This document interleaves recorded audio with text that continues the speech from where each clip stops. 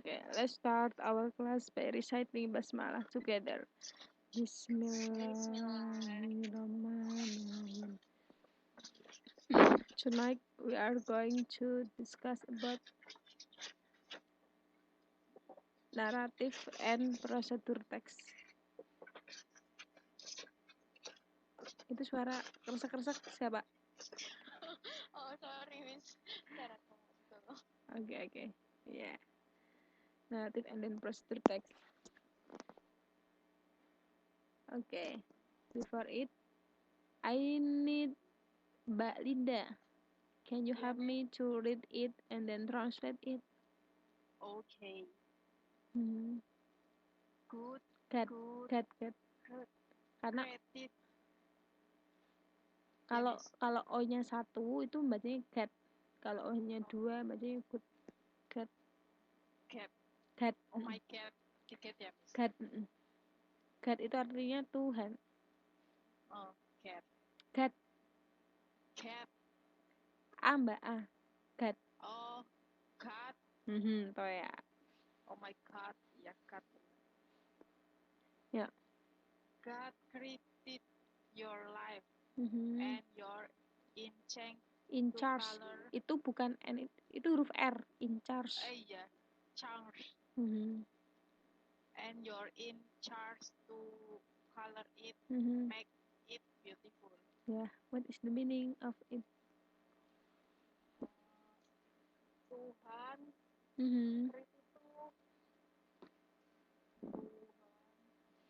nulis ya, menakdirkan ya, Miss. Coba cari dulu. Tuhan,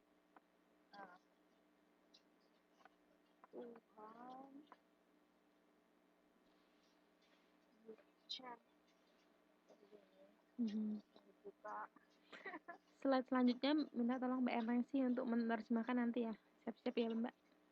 Ditulis saja. Kalau Mbak Ernensi. Slide yang selanjutnya setelah ini. Ini masih nunggu Mbak Linda. Tuhan membuat hidupmu gitu ya, Miss? Ya. Tuhan membuat hidupmu atau menciptakan kehidupanmu.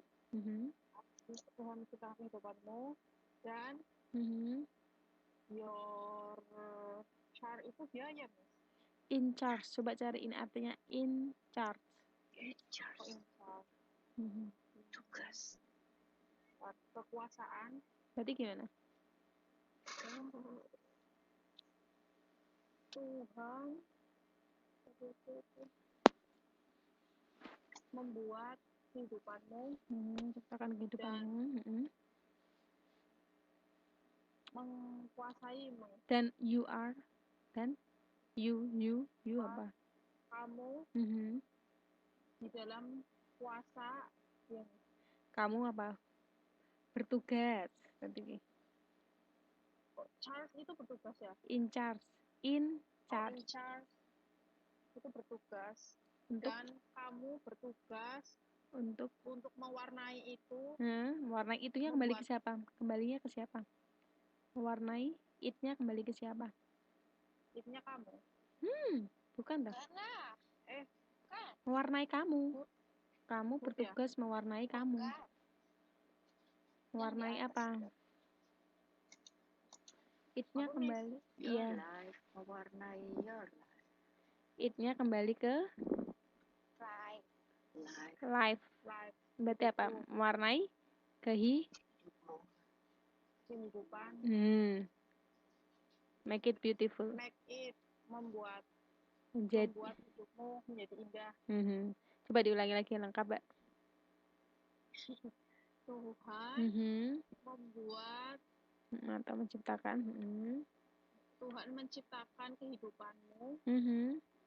Dan kamu setiapnya in charge. Bertugas mewarnai your life, kehidupanmu. Mewarnai kehidupanmu, membuatmu menjadi kehidupanmu menjadi indah. Ya, menjadi indah. Berarti itu semuanya kembali ke kita. Kehidupan kita mau kita warnain apa? Warnain hitam, warnain putih, atau hitam putih, atau pelangi? Itu kembali ke kita. Iya, warna-warni. Ya. Oke. Slide, the next slide. Mbak Arnengsi ngetik ya. Yo. Mbak Arina tolong dibacakan dulu biar Mbak Arnengsi yang menerjemahkan. Okay, Miss. Best friend. Mhm. Fight for you. Respect you. Respect. Respect. Mhm. Respect you. Include you. Include. Include you. Mhm. In. N. Apa? And. Mhm.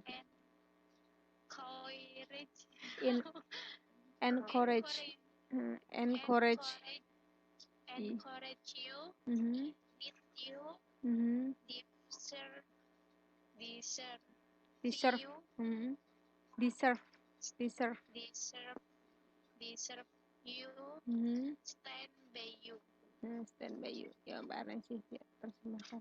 Itu lagi diketik. Oke. Best friend, ya, sahabat terbaik. Friend, fight for you, respect you, include you, encourage you, need you, deserve you, stand by you. Mana belum muncul ketikannya?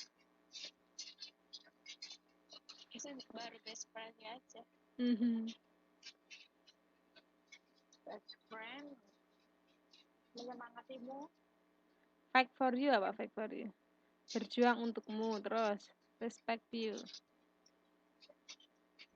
Flag itu bukan nyemangatin. Apa? Flag for you. Fight. Bisa. Keep fighting.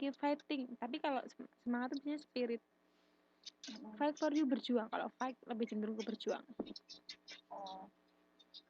Keep fighting, terus berjuang. Kalau mau ujian, keep fighting, cayo. Berjuang.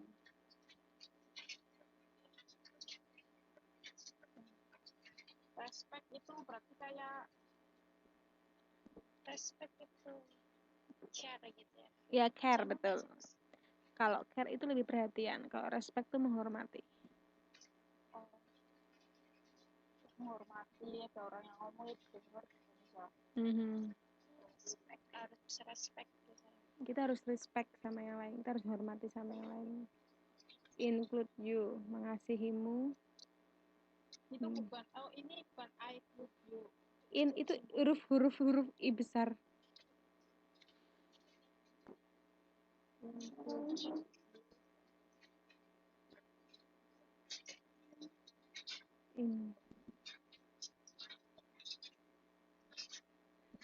Include you tuh kayak bersamamu. Include itu termasuk kamu. Berarti gitu. apa? Bersamamu, bersama selalu. Encourage you, memberi semangat. Merangkum. Melindungi. Encourage itu bisa mendorong lebih baik.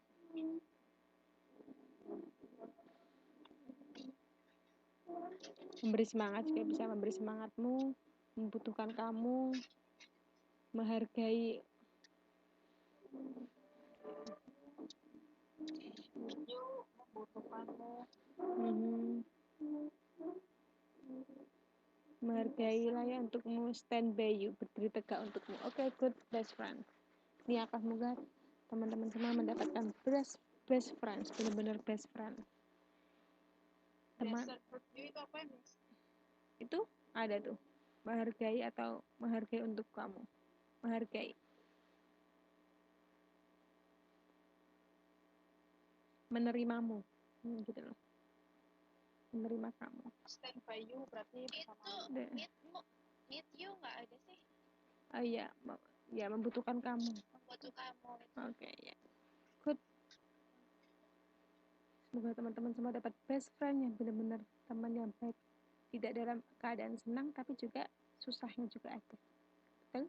Wah, itu sastra Inggris angkatan 7 tuh, Miss. Angkatan 7. Ngawur. Iya. Next, Bu Rini. Bisa? Bu Rini masih ini? Udah Mbak Arina. Kalau Bu Rini masih itu. Iya, udah. Oke. Making mistake does not mean you are failure. Your It bukan a. oh you are ya. Oh, Itu singkatan dari you are itu kan oh ya. dibacanya your are gitu. Bukan mbak, itu berdiri sendiri. Sebuah You're a failure. failure. Failure.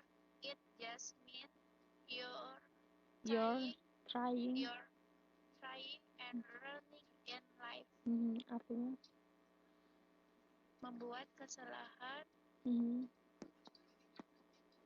tidak I mean apa ya bisa disebut itu enggak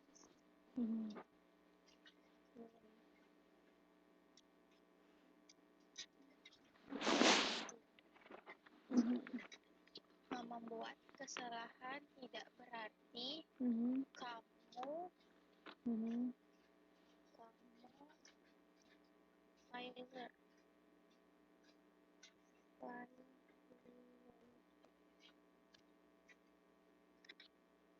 Tidak berarti kamu adalah gagal ya. Tidak berarti kamu Salah. gagal. Itu aja. Gagal ya. Gagal. Ulangi. Membuat kesalahan tidak berarti membuat kamu gagal. Membuat kesalahan tidak berarti kamu gagal. Ya. Itu hanya berarti itu hanya berarti kamu untuk mencoba. Kamu sedang mencoba dan belajar. Selain mencoba apa? Try.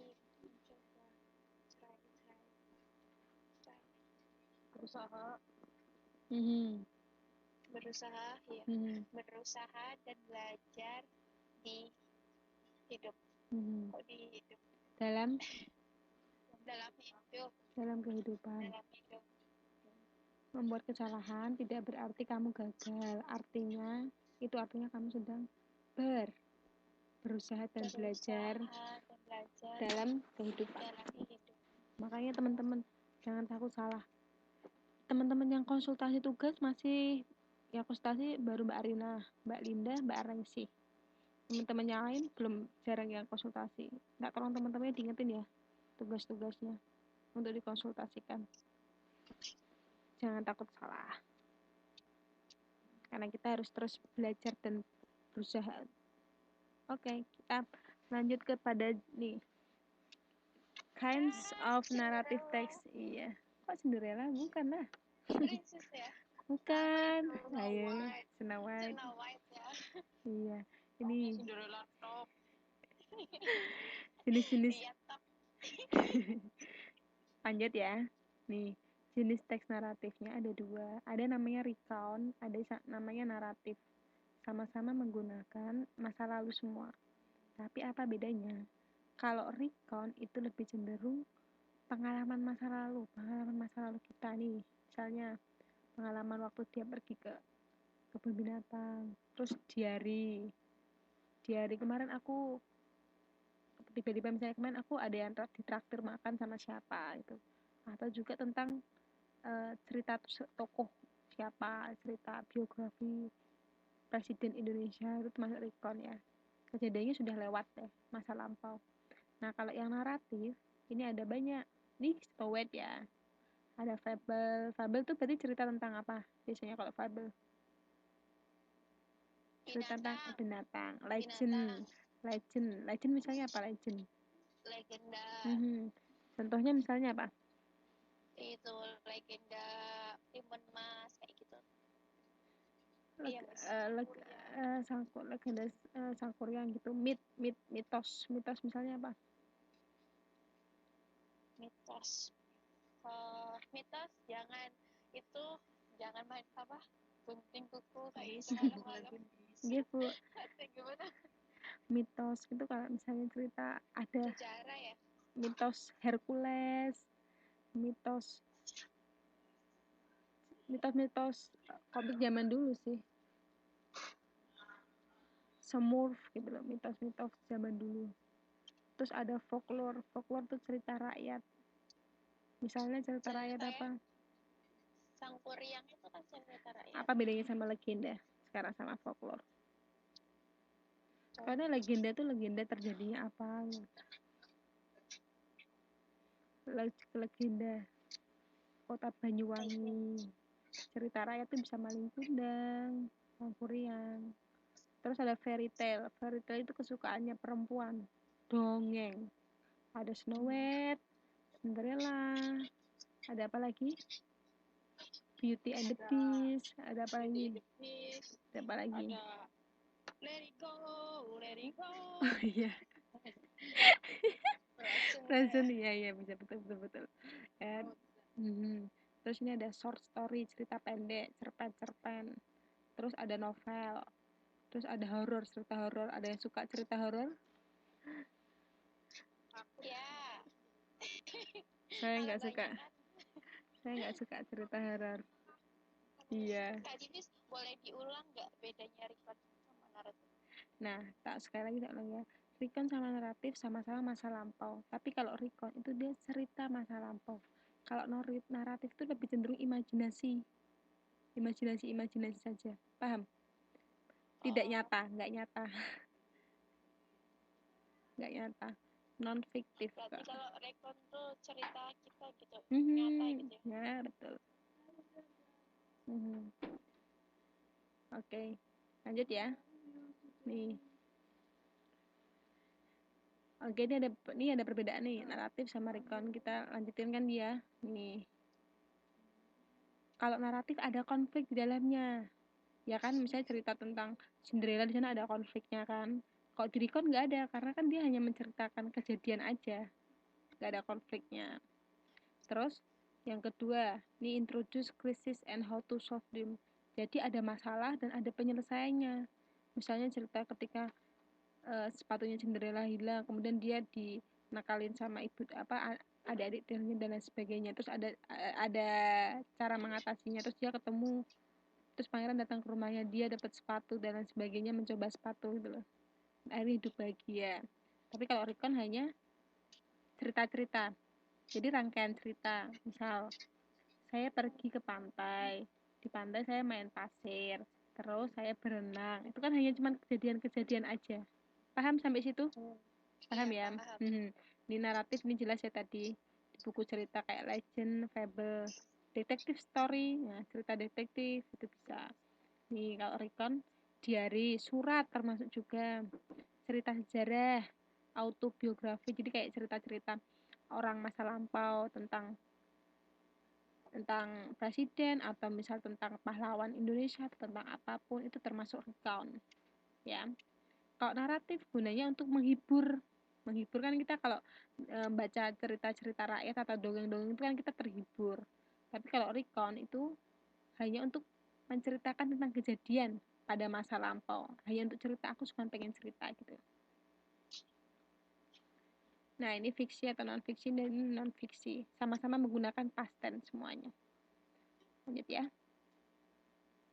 Nih, ini naratif.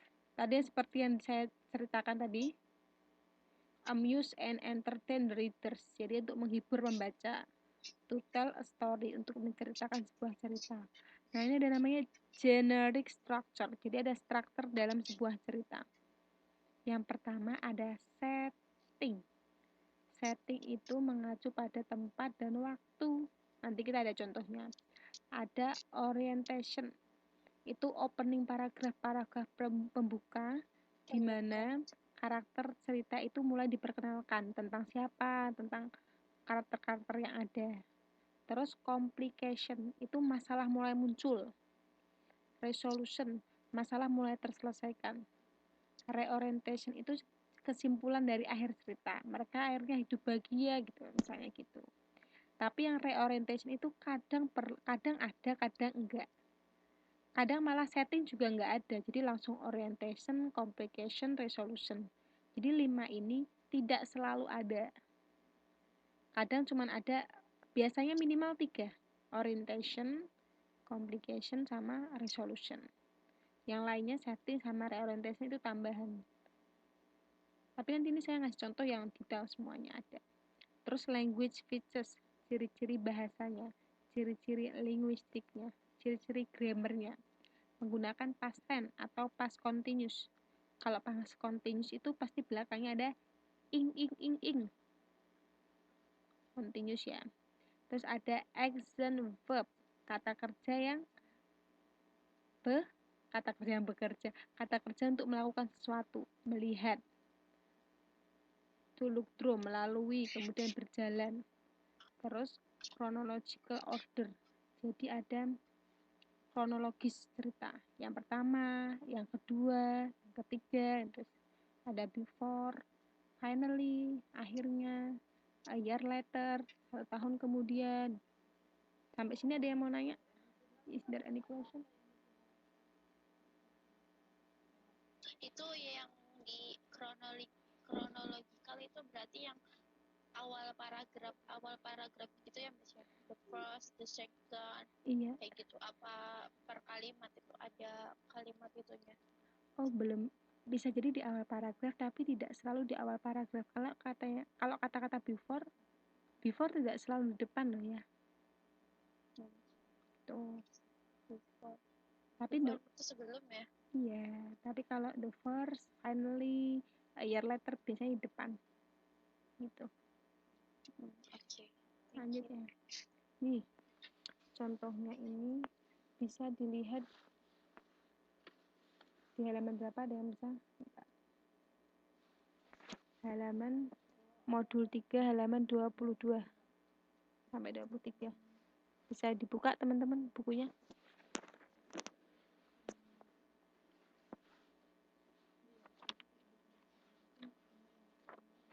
Sudah dibuka teman-teman?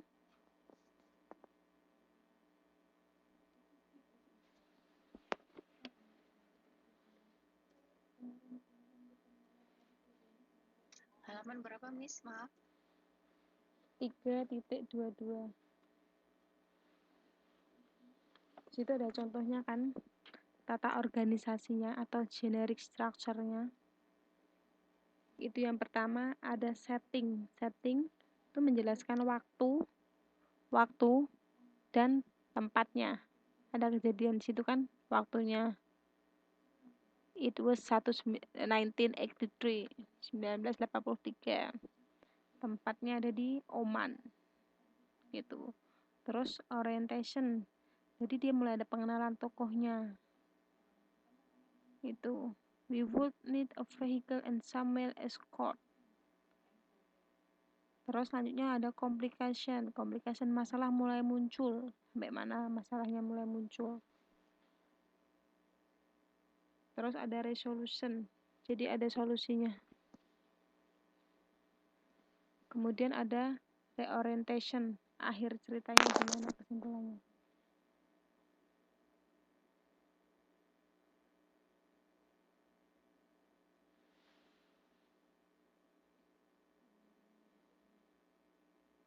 Ada pertanyaan sampai sini? Lanjut. Miss, berarti ini tuh alurnya berurutan ya? Iya, harus berurutan. Harus berurutan. Jadi nggak mungkin reorientation di depan, setting di akhir, enggak. Urutan. Harus berurutan ya. Ini teman-teman harus dihafal ya. Ini nanti kalau muncul di analisis teks penerjemahan di dalam biasanya ada soal kayak gini. Di dalam teks naratif, tata organisasinya apa aja? Dan tolong dijelaskan. Itu ada soal-soal kayak gitu, jadi teman-teman harus tahu. Jadi ada 5 ya. Setting, habis setting apa tadi? Setting tentang apa? Setting tentang apa? Tentang tempat sama waktu. Iya, terus ada orientation, artinya pengenalan tokoh. Terus selanjutnya ada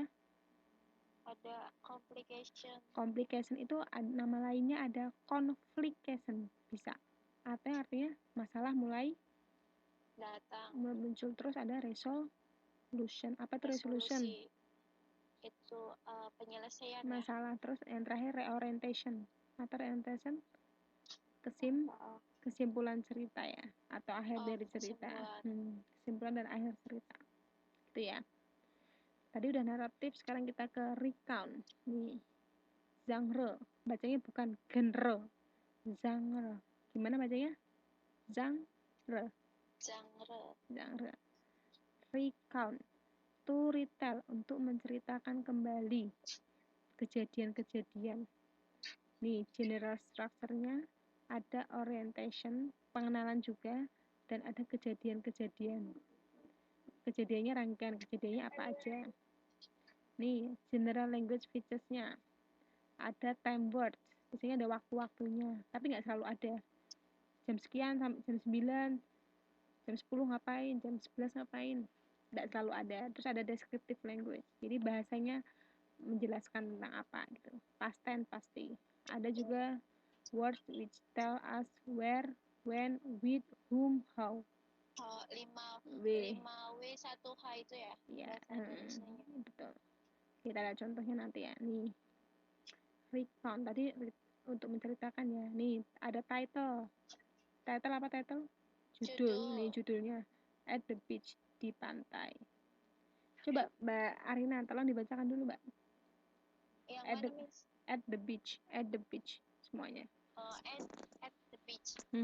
My friend and I went to the Kalau beach Mbak kalau mau baca NI itu biasanya disambung gitu, and I. and I. My friend and I. My friend and I went to the beach on Saturday. While we were at the beach, we had a cool swim. After our swim, we ya, build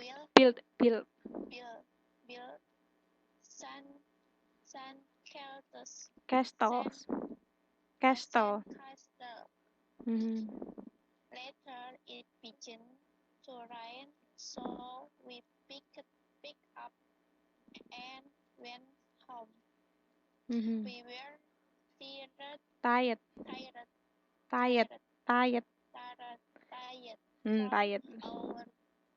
From our day at the beach. So we went to bed early. Ya, Bu Rini masih nyambung, Bu Rini? Masih, Miss. Oh ya. Coba Bu, dia kalau berisik ya. Oh ya. Coba minta tolong diartikan, Bu.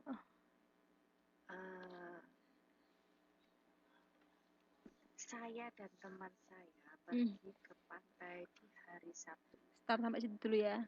Itu termasuk dalam orientation. Dia menjelaskan tentang kapan dan di mana kejadiannya. Oke ya, itu masuk orientasinya teman-teman. Judulnya belum dibaca, Bu. Oh iya, judulnya dibaca. Di pantai. At the beach. Ya, itu berarti titelnya ya. Jangan at the beach, jangan in the beach ya. Bukan di dalam pantai ya. At the beach. Terus selanjutnya, Bu. Ketika While, iya betul-betul ya, diartikan. Kita sedang di pantai, kita had a cool swim. Kita menikmati berenang. Ya, kita berenang. Ya, kita di pantai, kita berenang. Ketika sedang di pantai, kita berenang. Setelah berenang, kami membangun istana pasir. Iya. Kemudian mulai turun hujan. Lalu kita berkemas dan pulang. Sampai stop itu termasuk dalam event. Event itu kejadian ya. Event itu kejadian-kejadiannya. Terus kemudian we were tired from. Kami sangat lelah dari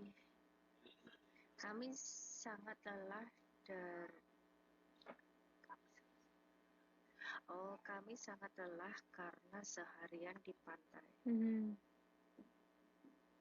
So Karena itu kami tidur lebih awal. Ya, betul. Jadi kita pergi, ya. So we went to bed early. Jadi kita tidur lebih awal. Sini ya jelas ya. Ada keterangannya title, orientation, events. Reorientation kadang ada, kadang enggak juga kalau untuk recall ya. Next, kita lanjutkan.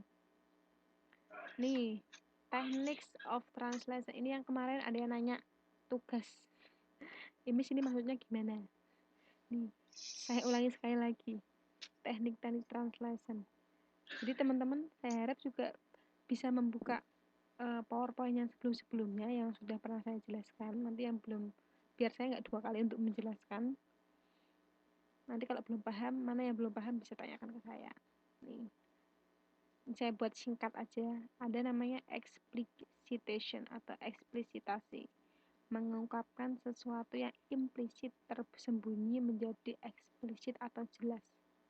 Nanti kita ada contohnya ya. Kemudian kolokasi kemarin kita sudah tahu, masih ingat kan kolokasi kan kemarin?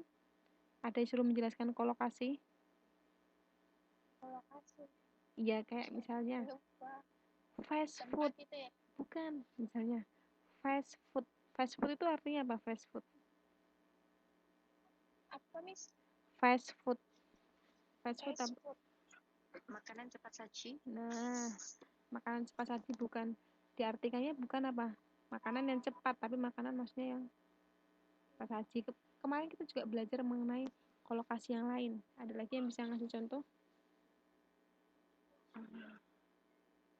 Udah belajar ya? Kok Arina nggak tahu? Kolokasi.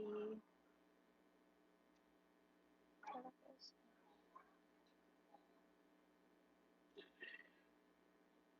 Hotspot gitu, hotspot. Makanan. Makanan yang panas itu. Hotpot. Hotpot. Iya, bukan hotspot.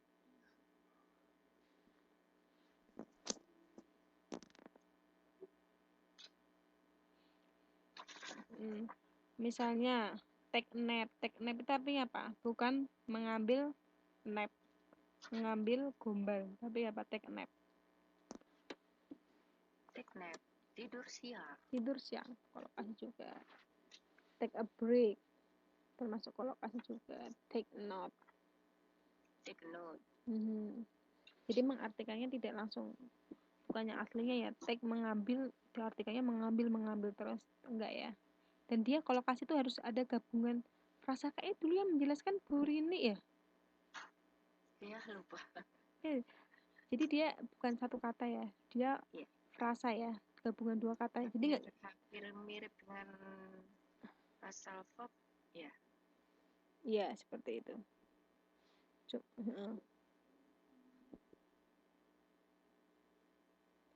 Terus ada namanya transposisi, pergeseran bentuk untuk membantu menerjemahkan kalimat teks sumber yang cukup rumit dan panjang. Jadi kita geser bentuknya jadi lebih singkat.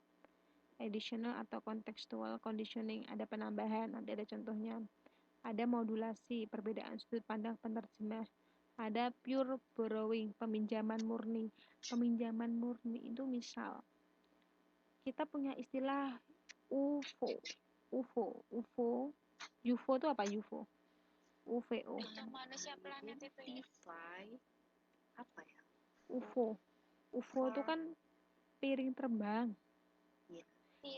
Iya. Manusia. Unidentified. Gimana, Bu? Singkatannya UFO. Oh. Benda terbang itu kan? Iya, betul.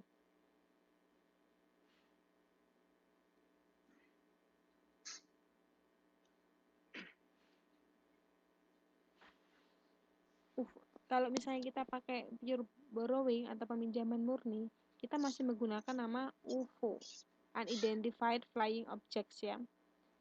Flying object. Ya. Itu pakai pure borrowing. Jadi kita masih menggunakan istilah UFO. Tapi kalau kita menggunakan literal translation atau literal asli, berarti kita ke bahasa sasaran, berarti kita mengartikannya sebagai piring terbang. Tahu bedanya, teman-teman? Jadi kalau peminjaman murni, kita mau menerjemahkan kata UFO. Kalau kita menggunakan teknik yang peminjaman murni, kita masih tetap menggunakan kata UFO. Jadi bahasa jadi dari bahasa itu ya bahasa Inggrisnya ya, Miss? bahasa Inggrisnya kan UFO. Sama-sama masih pakai bahasa Iya, Inggris gitu betul ya? sekali. Oh, Sama-sama. Tapi kalau kita menggunakan teknik yang literal translation harfiah atau asli, berarti kita sesuaikan sama teks sasaran, bahasa sasaran. Berarti pakai arti diartikan sebagai piring terbang. Paham? kayak misalkan OTW gitu ya. Berarti OTW itu for borrowing ya, Miss? Nanti literal translation-nya on the way gitu ya, Miss? On the way itu juga bahasa Inggris, dalam perjalanan. Kalau kita main borrowing OTW, tapi kalau kita menggunakan literal translation dalam perjalanan. Seperti itu ya. Nih ada contohnya. Ini dibuka halaman 38 sama 41. Open your book.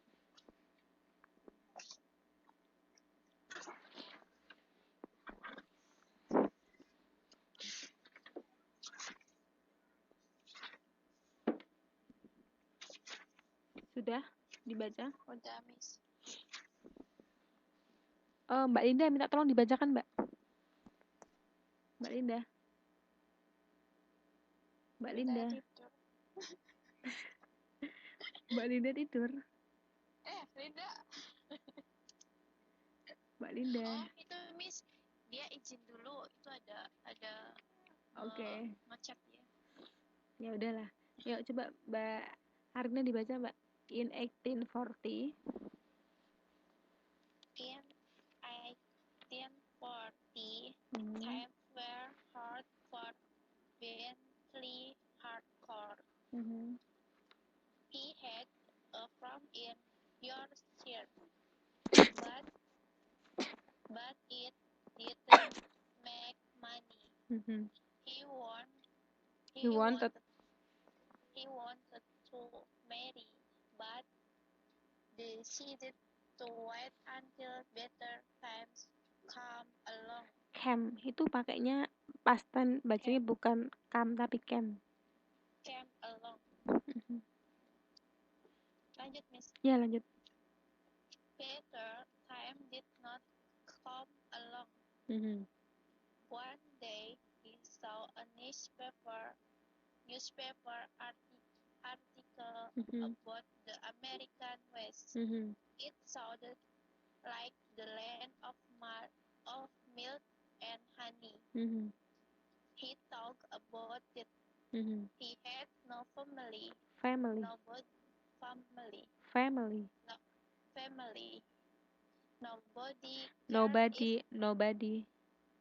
Nobody cared if he lived or died.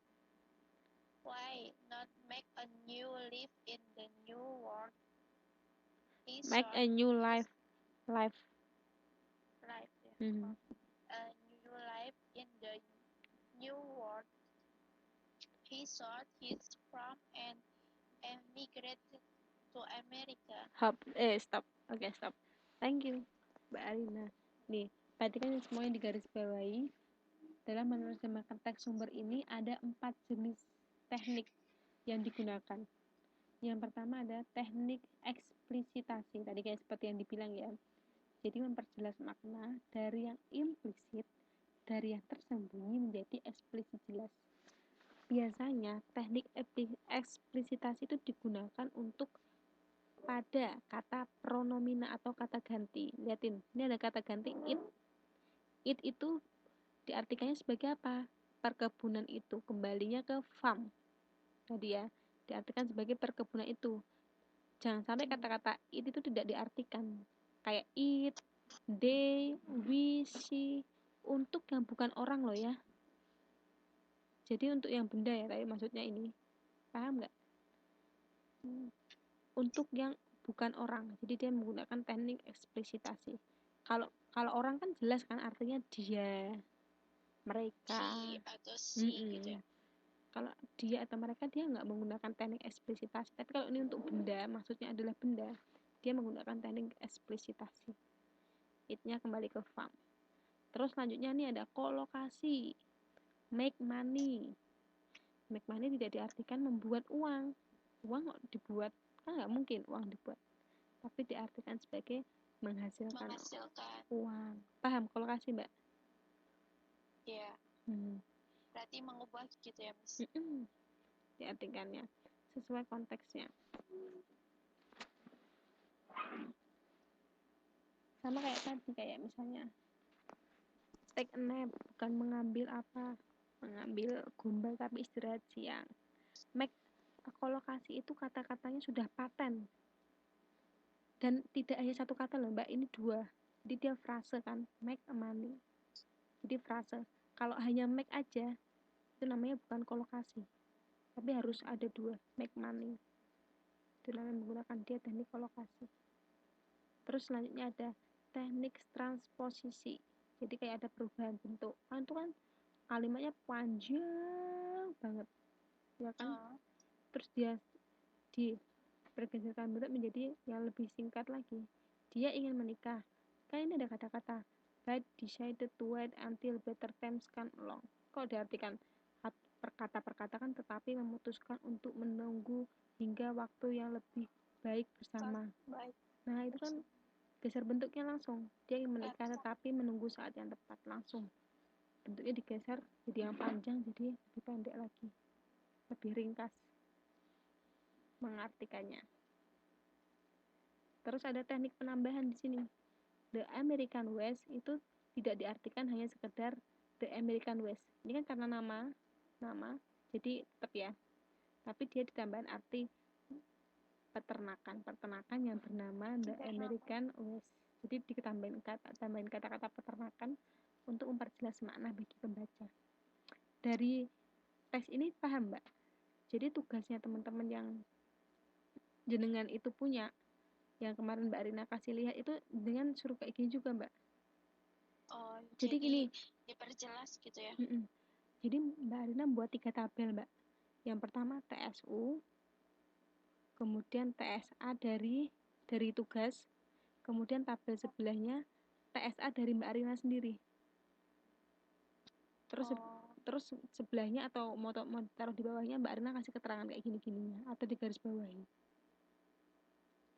Berarti yang aku terjemahin itu cuma dari bahasa itunya aja, yang bahasa Indonesianya ya, Miss ya?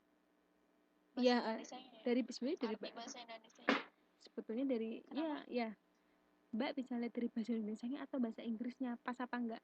Sebetulnya dari bahasa Inggrisnya, Mbak. Terus dilihat juga di bahasa Indonesianya. Jadi dua-duanya harus dilihat. Paham? Jadi Mbak Rina buat ini kan kalau ini hanya 2 tabel saya buatnya. Terus karena saya nggak bisa ngopi, karena Mbak Rina kan ngirimnya foto toh Mbak, jadi kan saya nggak bisa ngopi itu. Sedangkan ketika di download itu jadinya pecah. Saya mau agak membahas tapi agak pecah, jadinya saya nggak bisa ambil. Jadi tinggal dibuat TSU-nya udah ada, copy TSA yang dari tugasnya itu dengan copy, sebelahnya TSA dari Mbak Rina sendiri apa yang Mbak Rina ubah gitu. Terus kasih keterangannya. Terus bikin garis-garis kayak gini tuh di Word bisa ya? Atau bisa ya? Caranya dengan insert tabel. Cari aja insert terus tabel. Bisa. Oke, terima kasih. Bu Rini ada yang mau ditanyakan? Mbak Ernesti ada yang mau ditanyakan? Mbak Linda? Jadi kalau kan ada tugas yang suruh menganalisa ini, maksudnya debat ini. Gimana Mbak Linda? Mbak Linda lagi ngetik dalam. Ada yang mau ditanyakan nggak, Mbak? Jadi ada teknik-tekniknya. Dia nanya ke aku, orang aku juga nggak ngerti. Yang kemarin semalam itu dodol. Oh iya, Miss, itu gimana sih, Miss? Ini tadi dijelasin. Oke, saya jelaskan sekali lagi ya. Jadi Mbak Linda nggak apa-apa. Ini mumpung karena yang hadir hanya 4 orang, jadi 4 orang ini tugasnya adalah memberitahu teman yang lain. Karena masih ada 4 orang yang nggak berangkat. 1 orang ngasih tahu 1 orang, 1 orang ngasih tahu 1 orang, gitu ya. Jadi jangan berbagi ilmu. Jadi Mbak Linda, ini ada teks sumber, ada teks sasaran kan, Mbak? Miss, aku sambil lihat tutornya boleh? Sambil lihat apa? Tutor. Apa? Sambil lihat itu tugasnya tutornya itu. Oh iya, boleh. Maksudnya biar aku ntar tanya gitu loh. Soalnya aku nggak butuh itu gimana. Iya, kalau ini di buku Mbak. Ini di buku. Ini di buku. Ntar dulu ya Miss, aku buka dulu. Oke. Mbak Ernesti kalau ada yang belum paham juga bisa nanya Mbak. Karena Mbak Ernesti nggak bisa berbicara. Sehat ya Mbak ya. Jadi buka Mbak Linda. Yang analisis itu ya saya. Kemarin aku fotoin itu. Iya. Iya. Bukan saya analisis mah, penerjemahan itu loh. Iya. Ini tuh analisis yang materi 3 dan tugas itu. Kan suruh Yang membetulkan pertama kan ejaan ada dan tahap pemeriksaan, terus tahap penyuntingan isi. Nah, terus yang judulnya itu apa sih? Terlalu banyak pujian, terlalu banyak hal yang baik itu. Too much praise, too much. Bukan, kalau aku bukan analisis loh. Kalau aku analisis buat itu. Ya berarti itu. Itu kamu tugas apa? Ini ntar dulu. tugas Itu kan saya menteri materi 3 sama tugas itu kan. Iya. Kalau aku itu penyuntingan teks terjemah say. Iya ini Mbak. Sama. Ini tuh sama. Ya mapelnya kan beda. Ini materi teks analisis Mbak. Ini tuh analisis, ini tuh dodol. Enggak miss maksudnya nyong. Gimana? Mapel yang ada di tutor itu tuh judulnya bukan analisis, bukan tugas dari analisis, tapi penyuntingan teks penerjemah tergak gitu. Iya Mbak, penyuntingan sama analisis. Ya oke. Tapi sama aja sebelum Mbak isinya Mbak. Oh, yang itu sayang terlalu banyak pujian, terlalu banyak hal yang baik. Iya. Ini sama aja. Caranya tuh kayak gini. Ya, ini maksudnya tugas ini diapain sih? Ya lagi dijelasin dulu. Jadi Mbak, kan di situ ada teks sumber. Mbak membuat tabel. Mbak Linda nih buat tabel kan di Word. Teks sumber, Mbak Linda copy. Teks sumber berarti bahasa Inggrisnya. Dengan copy, grade. Terus teks sasaran itu yang dari di bawahnya kan sudah diterjemahkan kan itu. Copy juga, bread. Sebelahnya adalah terjemahan versi jenengan sendiri. Nah, terus dikasih keterangan, misalnya beberapa dikasih keterangan atau di garis bawahi. Ini misalnya Mbak, kalau jadi contohnya ini, udah buka bukunya belum? Belum berapa? Ini ada keterangan di slide-nya. 3.38.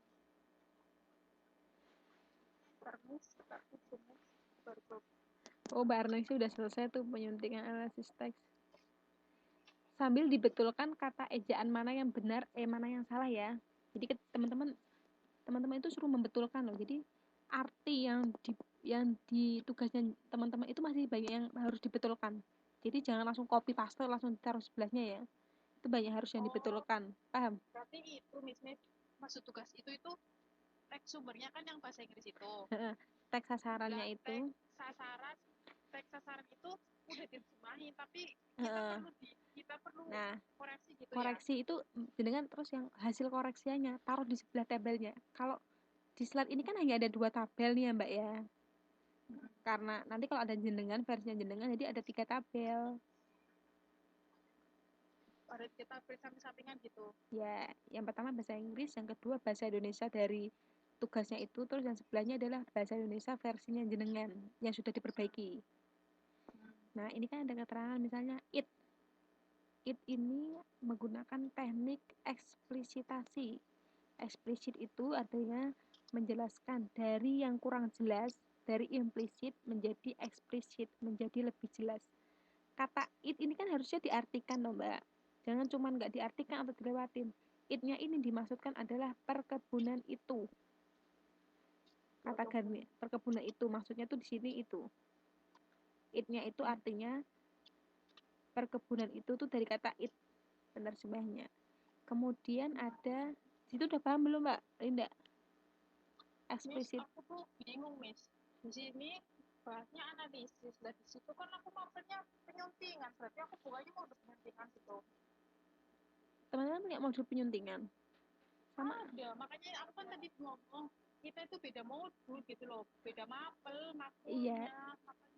Enggak, tapi sama aja, Mbak. Soalnya ketika aku baca 3 hal yang Iya. harus diperhatikan dan lain sebagainya sama aja. Berarti aku bukannya yang analisis ya, Miss ya? Iya. Lanjut, Mbak. Sampai sini udah paham belum, Mbak? Yang teknik eksplisitasi, Mbak? Yang itu si tekniknya gitu ya. Terus ada kolokasi.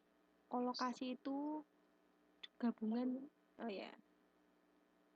Aku tuh ini, Miss, modulnya molak-malik, Miss. Kok molak-malik, Mbak?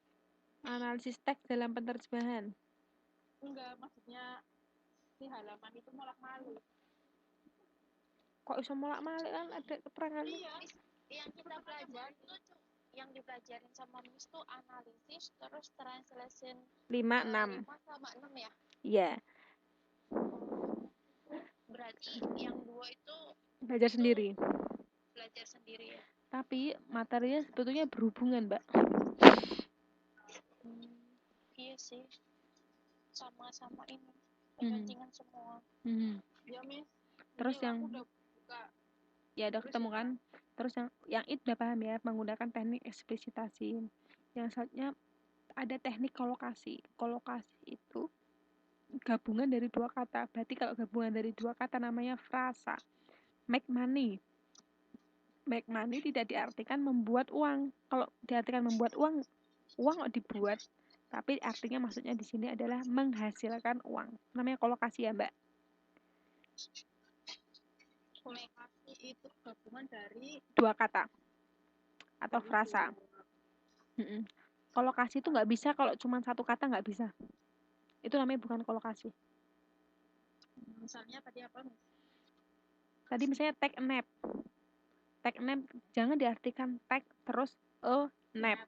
Tapi jadikan satu, take a nap. Namanya dia kolokasi. Istirahat siang gitu. Kayak tadi in changer gitu ya, Miss. In charge. Iya, in charge. Iya, Iya, betul sekali. Betul. Terus ada, situ udah paham Mbak Linda, kolokasi. Selanjutnya ada teknik transposisi, perubahan bentuk. Ini kan ada yang di garis bawah itu kan panjang banget. Dia pergeseran bentuknya menjadi lebih ringkas atau lebih pendek lagi. Jadi kalau jenengan mengartikan kan misalnya gini mesti, dia ingin menikah tetapi memutuskan untuk menunggu sampai waktu lebih baik bersama-sama. Itu kan nggak efektif dan efisien, Mbak. Terlalu panjang Nah, kita buat jadi efektif dan efisien. Teknik transposisi. Ia ingin menikah tapi menunggu saat yang tepat. Udah, stop. Itu namanya teknik transposisi. Terus di sini ada namanya irit kata gitu. Efektif efisien. Terus teknik penambahan. Ini ada yang digarisbawahi, The American West. Menerjemahkan tidak hanya sekedar The American West, biar pembaca lebih jelas diberi tambahan apa? Peternakan yang bernama The American West gitu. Paham? Ada kata yang tambahan. Itu ya. Selanjutnya, ini masih ada lagi nih. Ada teknik modulasi, eksplisitasi sama transposisi. Nih, modulasi itu berarti sudut pandang penerjemah. Yang menggunakan teks teknik modulasi itu biasanya yang kemampuan tentang bahasa Inggris dan kemampuan menerjemahkannya dia lebih tinggi, makanya dia menggunakan teknik modulasi. Kata move on. Ini dia tidak menggunakan kolokasi tapi modulasi. Sudut pandangnya move on itu dia artikan sebagai beroperasi. Move on tuh bukan artinya sudah pindah ke lain hati. Bukan maksudnya sudah bergerak, tapi dia artikan sebagai beroperasi. Terus yang ini ya, yang baris terakhir itu ya. Dibuka slide-nya udah kan? Slide 14. Udah. Move on itu yang digarisbawahi. Terus ada move on. Ingat, modulasi itu adalah sudut pandang penerjemah. Sudut pandang penerjemah modulasi. Terus jadi dia kata-katanya itu kemampuan semantiknya gitu. Ya, tapi tepat. Bukan sembarangan sih kemampuan. Penerjemahnya harus pandai-pandai gitu ya. Iya, kemampuan semantiknya itu udah tinggi. Makanya dia menggunakan teknik modulasi. Jadi dia bisa menemukan arti yang tepat. Meskipun mungkin kalau di kamus, kok nggak ada yang pas artinya. Dia mencari arti yang tepat ini apa. Kan kadang kita juga pernah kan menemukan, kok di kamus artinya ini. Tapi kok di sini kalau dimasukkan artinya nggak nyambung. Dia gunakan teknik modulasi. Gitu ya. Terus ada lagi, paid into a bank. Ini saya nggak bisa nyampe ke ini garisnya, tapi maksudnya itu ya, paid into a bank diartikan sebagai diterjemahkan menjadi ditransfer, bukan membayar ke bank, tapi artinya ditransfer gitu. Kan paid itu dari kata pay, membayar ke bank, diartikan sebagai transfer. Terus ada lagi nih, teknik eksplisitasi juga. Kata they itu tidak diartikan sebagai mereka di sini, tapi they diartikan sebagai perusahaan itu. Paham kan teman maksudnya eksplisitasi? Jadi eksplisit sesuatu yang tersembunyi. They.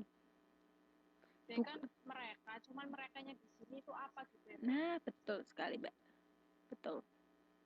Tergantung teksnya gitu lah. Ya, selama itu bukan orang loh ya. Kalau orang kan tetap mereka ya. Ini kan bukan tentang orang soalnya. Terus ada teknik transposisi, where they waited for a relative to claim them. Ini ada yang dirubah.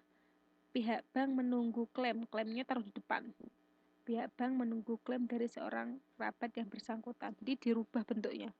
Kan kalau diartikan di mana mereka menunggu keluarga untuk mengklaimnya, itu dibalik dia.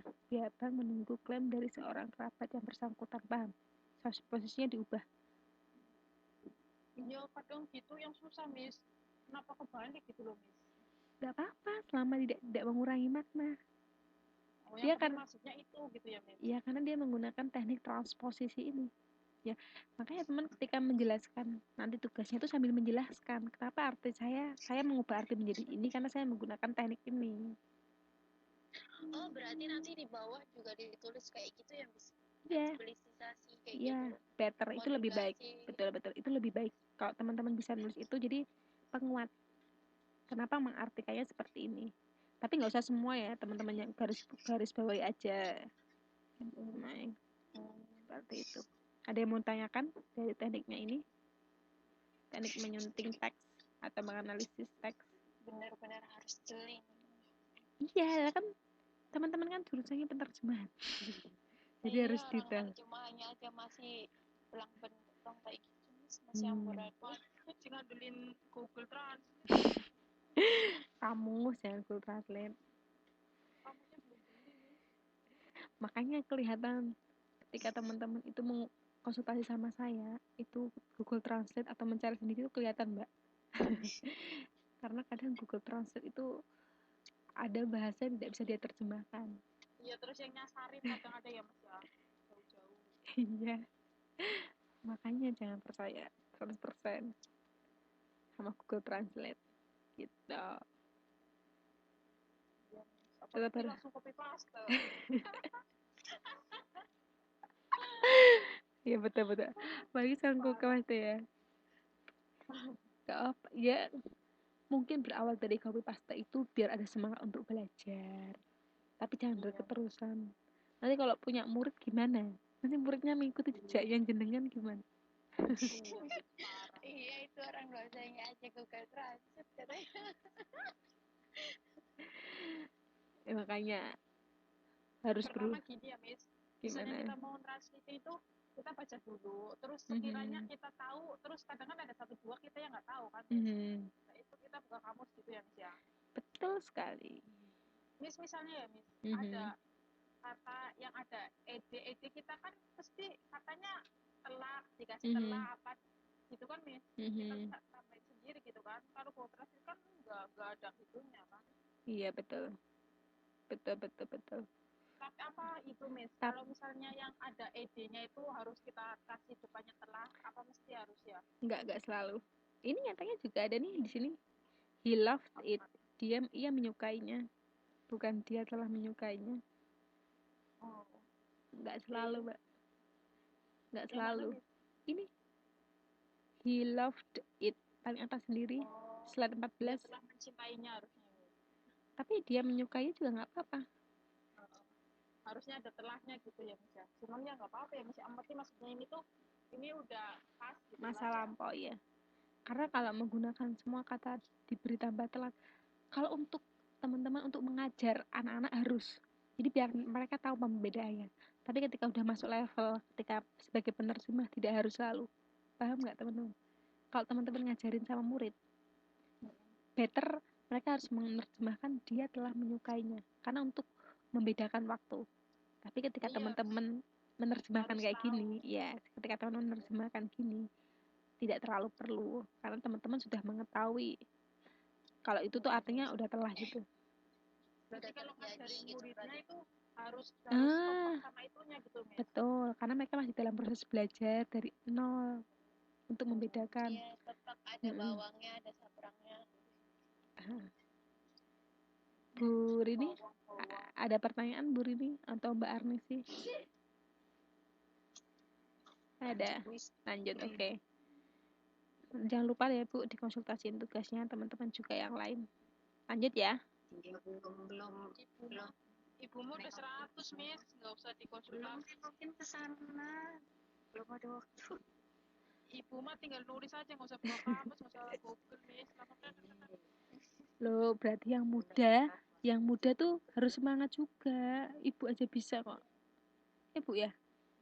Ibu aja bisa kok. Berarti yang muda-muda harus lebih bisa juga. Iya, itu masalahnya, heran. Dicontoh yang baik dari Ibu Rini semangatnya. Capek yang bilangin Miss. Karena Benda tuh mana? Ya Allah Bu, aku nurut banget kok Bu. Soalnya belajar itu bukan untuk orang lain tapi untuk diri sendiri.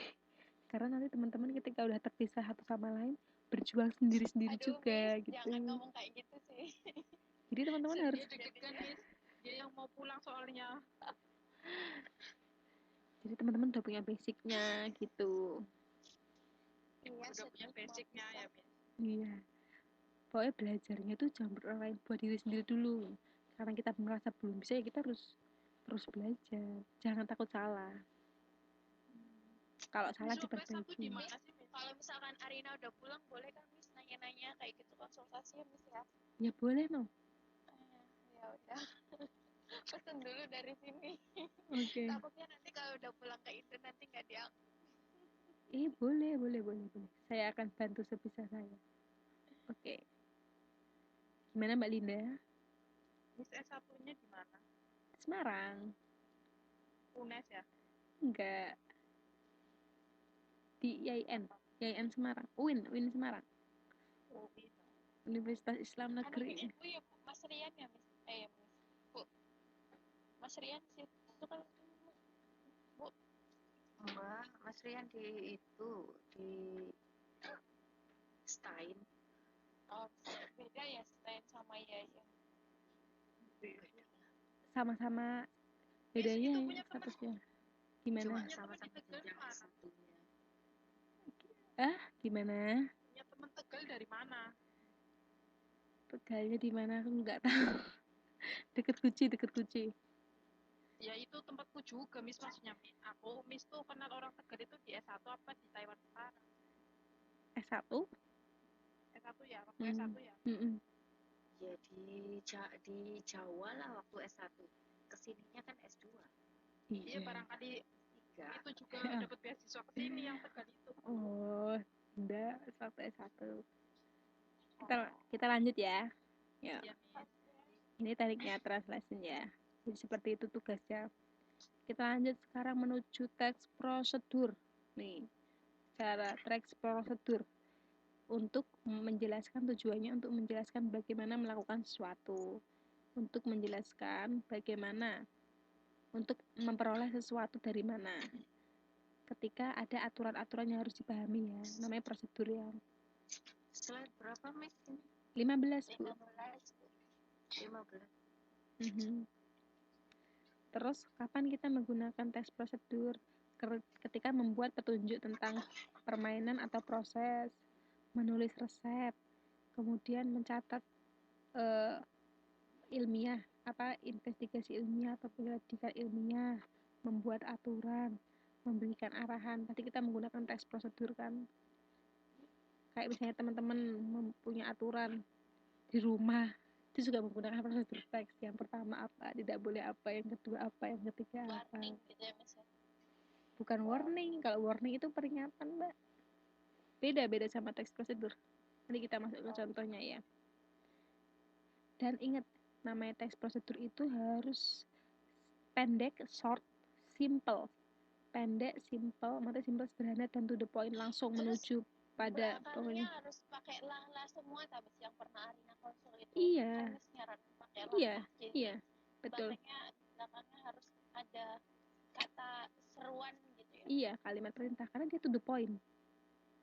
To the point, karena dia artinya to the point.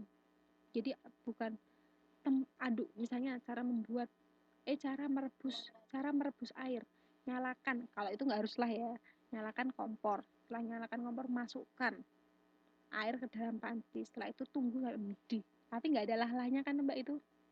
Tapi dia langsung to the point, masukkan, nyalakan, matikan. Paham nggak maksudnya? Karena kalau yang kemarin yang jenengan konsultasiin ke saya kan maksudnya tanamlah, jangan menanam gitu loh, tapi tanamlah gitu. Teks prosedur menggunakan present tense ya. Dia menggunakan present dan maksudnya adalah second atau third person perspective. Jadi menurut pandangan orang kedua atau orang ketiga. Nih, harus ada title-nya pasti. Contohnya ini, how to make a banana and fudge sundae. Bagaimana cara membuat es krim pisang. Ada material atau ingredients, bahan-bahannya, peralatannya. Ada series of step, langkah-langkahnya. Ada kesimpulannya ya. Nanti kita lihat contohnya. Ini contohnya ada. Nih, prosedur teks ini ada contohnya kan di sini? Ya. Mbak Linda minta tolong dibaca, bisa Mbak Linda? Oke, Miss. Ya, making lemonade. Yang ini prosedur kan? Ini loh, making lemonade. Ya. Making lemonade. Itu termasuk dalam itu termasuk dalam title, judul ya. Title. Making lemonade. Lemonade. Lanjut Pak. If you follow these steps, you will make a jug of lemonade. Terus lanjut Pak. To make lemonade, you will need a liter jug, a wooden spoon, wooden spoon, a lemon squeezer, a lemon squeezer, 3 lemons, a cup of sugar, water. Carefully. Number 1. Force pakainya force yang pertama. First, carefully cut the lemons in half and squeeze them on the lemon squeezer. Setelah first apa? Second tuh. Lanjut.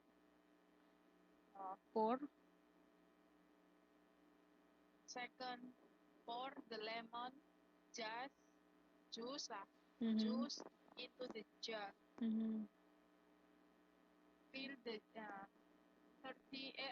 Third,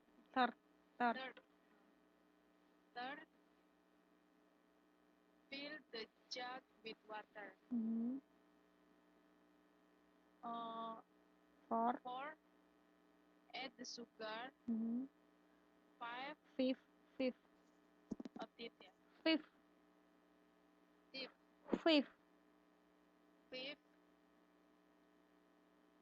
Miss. Betul. Stir until sugar is mixed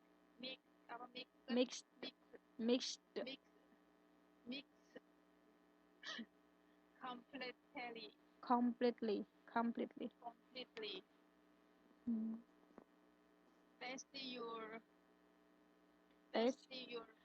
Taste aja Mbak. Taste your lemon that if it is not sweet enough. Enough. enough. And more sugar to the jug and stir. Oke. Mbak Rina, tolong terjemahkan Mbak Rina. Jika kamu Dari judulnya. membuat lemon. Es limun. Ya, membuat es lemon. Jika kamu mengikuti langkah ini, kamu membutuhkan membutuhkan kendi, apa itu? Kendi, liter.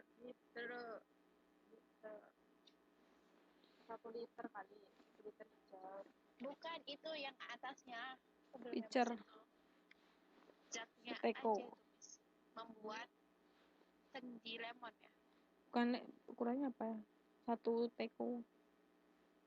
Oh, ya. Untuk membuat lemon, kamu membutuhkan 1 liter teko, 1 liter air itu maksudnya, ya 1 liter. Kalau enggak, teko yang berukuran seliter. Terus sebuah Wooden. Kayu. Berarti? Kayu spoon ya. Spoon apa spoon? Sendok. Berarti sendok kayu, sebuah sendok kayu. Sendok kayu. Terus lemon. Squeezer. Squeezer. Itu loh yang alat buat apa namanya? Ngeremes lemon tuh loh. Meres tuh loh. Meres jeruk betul loh, Bu.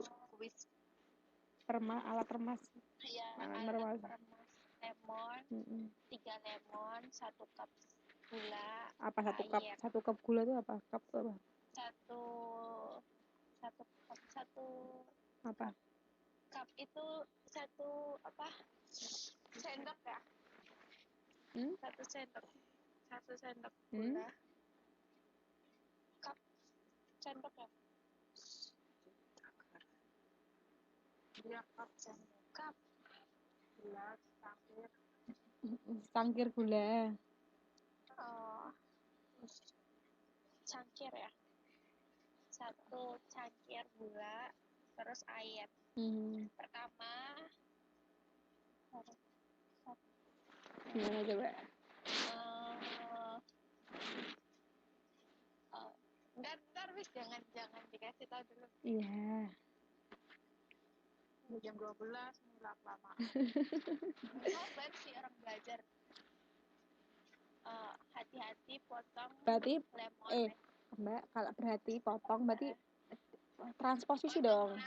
Ya. Potonglah lemon di separuh. Di half itu apa?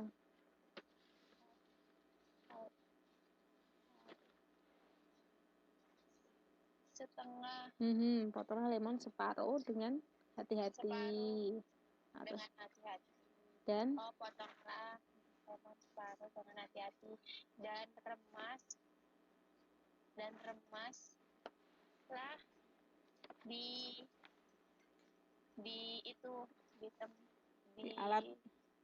di alat pemeras lemon. Terus Kedua,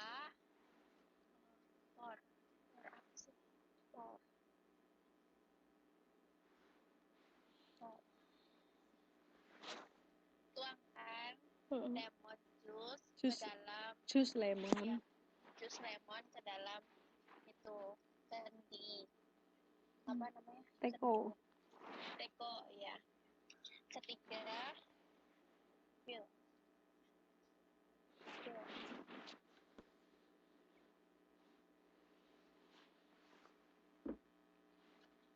Isilah teko dengan air dan tambahkan gula. Terus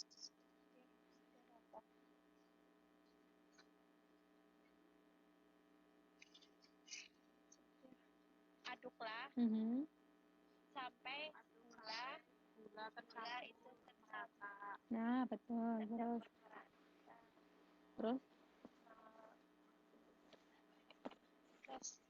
cobalah lemon. Cobain lemonnya kamu. Kalau kurang manis, campur gula. Cobalah lemon kamu. Ya kalau kurang manis, tidak kurang manis. Tambahkan gula ke dalam Teko dan aduklah. Teko dan aduklah. Jadi di sini ada generic structure-nya, ada title, ada goal itu tujuannya untuk apa, membuat apa, ada need itu kebutuhan atau ingredients-nya apa, ada step langkah-langkah ya, step itu langkah-langkah ya teman-teman. Ini ada 1, 2, 3, 4, 5, kemudian dicek bagaimana prosedurnya itu bekerja. Jadi menggunakannya tensesnya apa ini kalau prosedur? Past atau present? Kalau present ya. Present. Kalau naratif menggunakannya Past. Masa lampau ya. Naratif masa lampau. Kalau prosedur presentnya. Sama menggunakan apa kalimatnya kalau prosedur? Kalimat perintah ya. Pokoknya harus pendek mungkin. Bahasa harus Inggrisnya apa, Miss? Imperatif.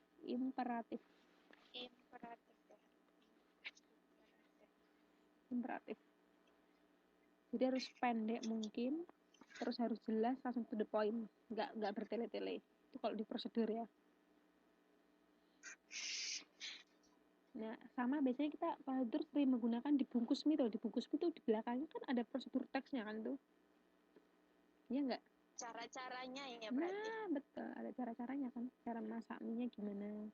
Itu salah satu contoh teks prosedur yang mudah ditemukan di balik bungkus mie. Gitu. Ada yang mau ditanyakan tentang tadi? Naratif sama prosedur?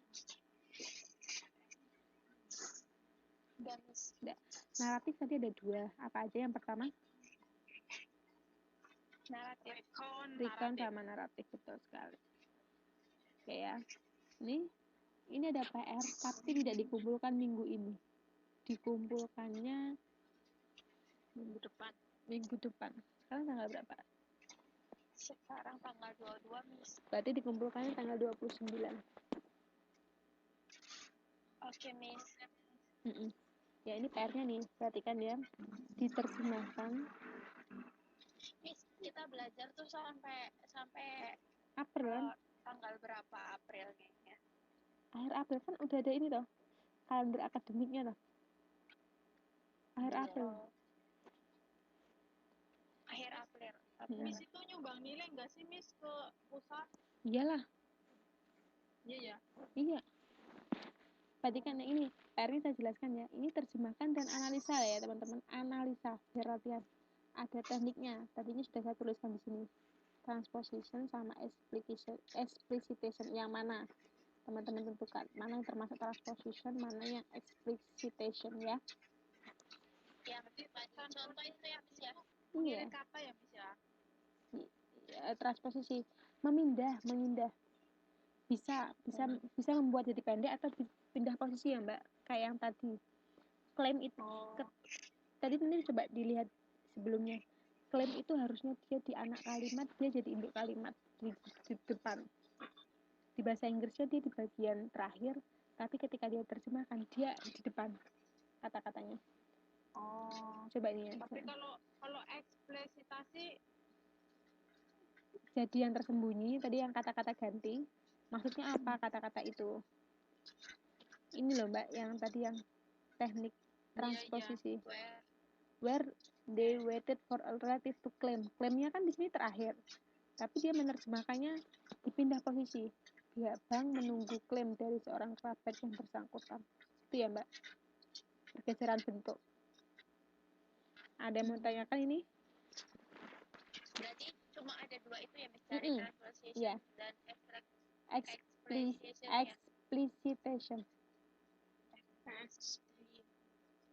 explicitation ya.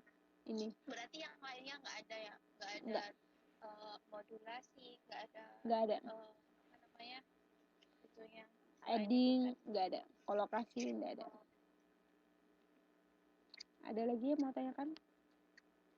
Terjemahan dan analisa ya, terjemahkan dan analisa. Analisnya tadi kan cuma 2. Iya, maksudnya yang mana? Tunjukkan di garis bawah yang mana yang termasuk gitu ya. Sambil dikasih penjelasan. Ada lagi yang mau tanyakan? Jumat besok mau ada kelas lagi atau dibuka konsultasi aja kalau teman-teman masih ada PR? Konsultasi aja, Miss. Udah mau minggu enggak, kelas aja. Soalnya kan minggu ini terakhir tugasnya. Nah, nanti minggu depannya tuh nggak ada tugas, Miss. Jadi tugas itu semua apa sih? Kan 2 minggu sekali. Jadi tugas itu waktunya 2 minggu. Nah, 2 minggu itu nanti abis itu udah nggak ada lagi, seminggunya kosong, nanti baru ada tugas lagi seminggu depannya kayak gitu, Miss. Iya, maksudnya jadi 2 minggu di minggu. Kita kan dikumpulinnya hari Minggu, kita mau kejar target lah. Gimana? Itu minggu depan Miss nanyain kelasnya minggu depan, dodol bukan minggu ini. Enggak, saya nanya kan minggu ini, cuma besok mau ada kelas atau enggak? Oh, minggu ini ya? Dasar dodol. Udah. Saya bertengkar. Oke. Ya udah, Miss. Berarti minggu ini konsultasi aja ya? Iya, konsultasi. Tapi teman-teman udah seru, salah lagi. Ngotot lagi. Soalnya masih ada 2 lagi pelajaran yang mau Iya makanya tadi konsultasi ya. Jadi teman-teman diharap untuk konsultasi ya. Jumat ini konsultasi. PR-nya ini Rabu depan. Nanti kita ketemu lagi Rabu depan, oke? Paham? Ada yang mau tanyakan? Tolong sampaikan ke teman-teman lain ya. Jumat ini nggak ada kelas. Kita ganti Rabu depan, oke? Okay, now we finish our class by reciting hamdalah together. Alhamdulillahirabbil alamin. See you, bye bye. See you too. Assalamualaikum. Nggih, monggo. Waalaikumsalam. Ibu hari ini kenapa, Bu?